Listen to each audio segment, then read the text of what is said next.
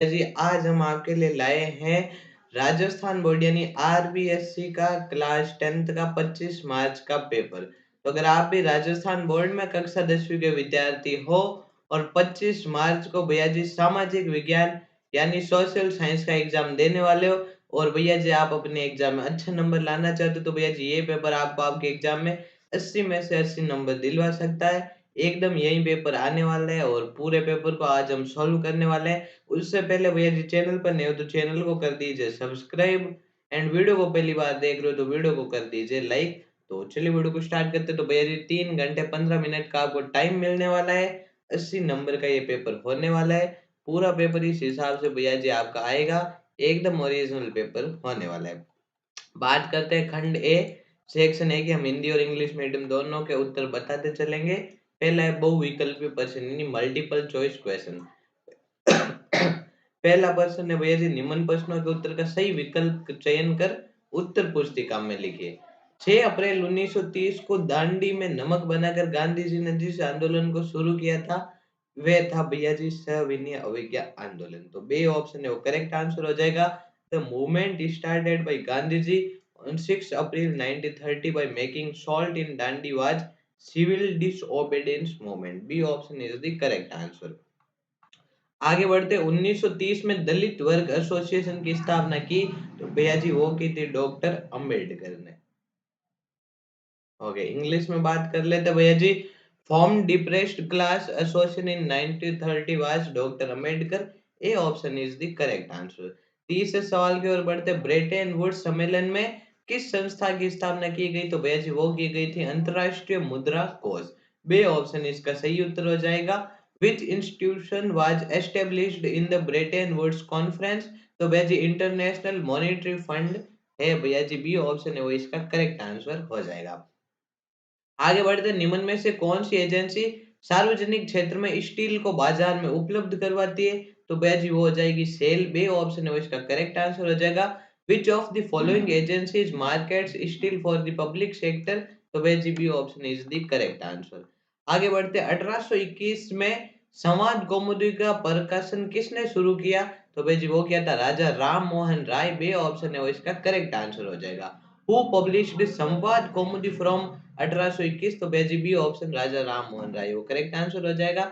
निम्न में से क्या राजनीतिक दलों के लिए चुनौती नहीं है तो बेजी वो है सार्थक विकल्प का होना। Which of the following is not a challenge to political parties तो having a meaningful alternative. D option है इसका करेक्ट आंसर हो जाएगा। आगे बढ़ते हैं 7वें सवाल की ओर। निम्न में से कौन सी लोकतंत्र में विस्तार को चुनौती नहीं है तो भाई जी वो है सत्ता पर सैनिक नियंत्रण को समाप्त कर एक कारगर शासन स्थापित करना। Which of the following is not the challenge of expansion तो भाई जी keeping military away from controlling government. A option is the correct answer.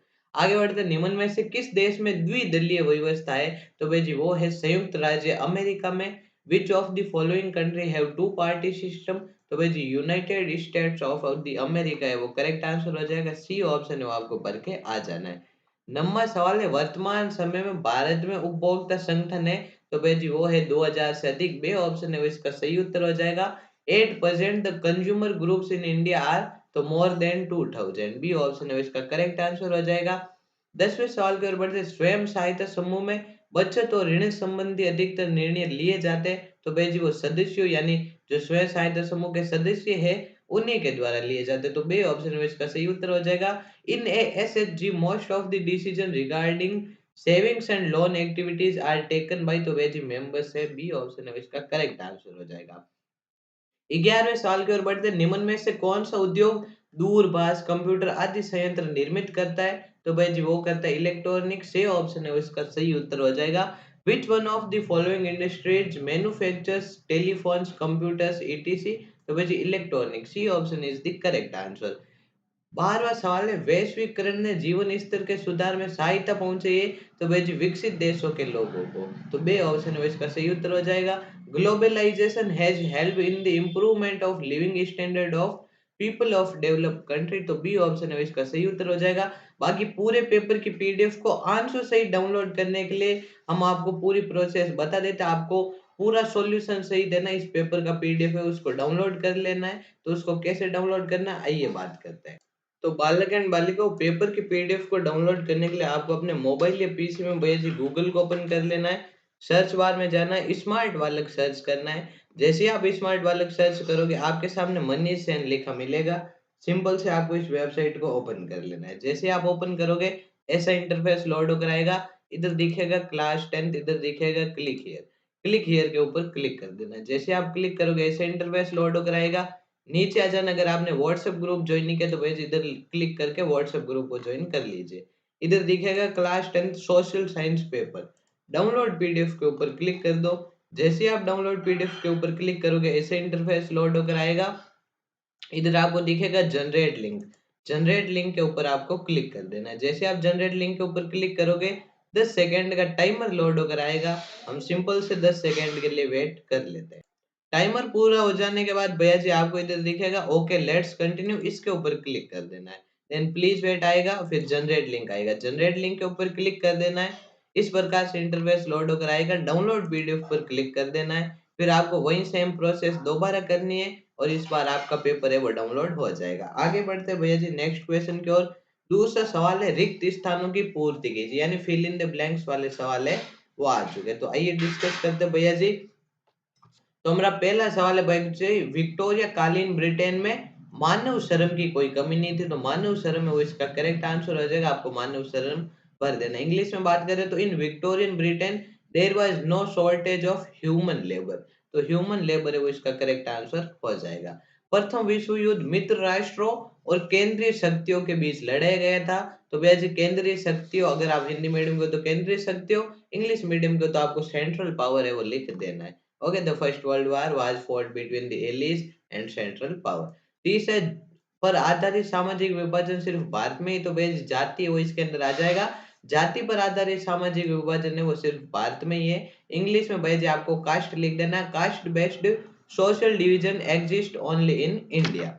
चौथे सवाल की ओर बढ़ते हैं, यदि महिलाएं उसके बाद खाली जगह कार्य करती तो घर और समाज में उनका आदर बढ़ता है। तो बेजी वेतन भोगी, इसके अंदर आपको वेतन भोगी लिख देना। इंग्लिश में आपको पेड लिख देना। अगर आप इंग्लिश मीडियम के हो तो आपको लिख देना if women are engaged in paid work their dignity in the household and society increases. पांचवे की ओर बढ़ते, खाली जगह के कारण ऋण की लागत, ऋण का बोझ बढ़ा तो भैया जी उच्च ब्याज दर। तो उच्च ब्याज दर आ जाएगा। इसके अंदर आ जाएगा भैया जी high cost of borrowing increase the डेब्ट बर्डन। तो इसके अंदर हाई आपको लिख देना है। नेक्स्ट है कोपरा का उसके बाद खाली जगह में संशोधन हुआ था जिसमें अब इंटरनेट के माध्यम से खरीद भी शामिल है। तो इसके अंदर 2019 से वो आपको लिख देना है। कोपरा was amended in 2019 which involves buying through internet। ठीक है। तीसरे सवाल की ओर बढ़ते, अति लघुतरात्मक प्रश्नों के उत्तर एक शब्द या एक पंक्ति में आपको देने। Very short answer type question है। जापान की सबसे पुरानी पुस्तक कौन सी? तो भैया जी वो है डायमंड सूत्र। इंग्लिश में भी आपको डायमंड सूत्र है वो लिख देना। What is the oldest Japanese book? तो डायमंड सूत्र इज द करेक्ट आंसर। ठीक है। द्वितीय विश्व युद्ध के बाद किन दो महाशक्तियों का उदय हुआ? तो भाई जी वो होता है संयुक्त राज्य अमेरिका और सोवियत संघ। Name the two great powers of the world emerged after the second world war. तो भाई जी यूएसए एंड सोवियत यूनियन है वो आपको लिख देना है। ठीक है।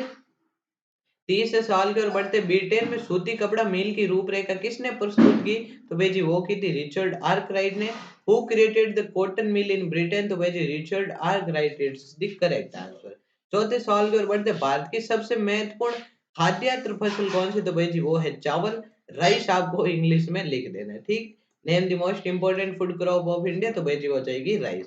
पांचवे की ओर बढ़ते, जल दुर्लभता क्या है? तो भाई जी सॉरी, आवश्यकता की तुलना में स्वच्छ जल की कमी होना जल दुर्लभता कहलाती है। What is water scarcity? तो भाई जी shortage of water as compare to its demand is known as water scarcity. स्वतंत्रता प्राप्ति के उपरांत कराची पतन की कमी को पूरा करने के लिए विकसित किए गए बंदरगाह का नाम बताए। तो भाई जी वो है कांडला बंदरगाह। After independence which sea port was made to cover the loss of Karachi port? तो Kandla sea port is the correct answer.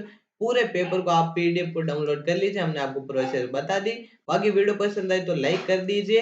And ये एक है ना प्रैक्टिस पेपर है, असली पेपर नहीं। असली पेपर आपको एग्जाम से पहले कहीं नहीं मिलेगा। अपनी तैयारी जारी रखिए। बाकी वीडियो पसंद आए तो लाइक कर दीजिएगा, व्हाट्सएप ग्रुप को ज्वाइन कर लीजिए। मिलते हैं नेक्स्ट वीडियो में। Thanks for watching, till then bye bye.